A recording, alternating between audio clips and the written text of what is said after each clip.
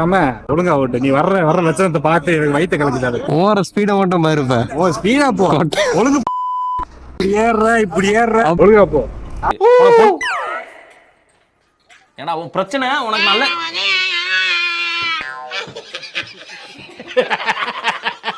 2000 years later.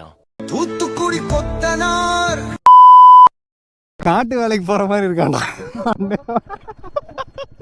நாளைக்கு போய்க்கலாமா இடுக்கி? நாளைக்கு வரும்போது போய்க்கலாம். ரிட்டர்ன் வரும்போது. இப்போ போய் ரூம்ல படுத்துக்கோ. ரூம்ல போய் படுத்துக்கிறியா?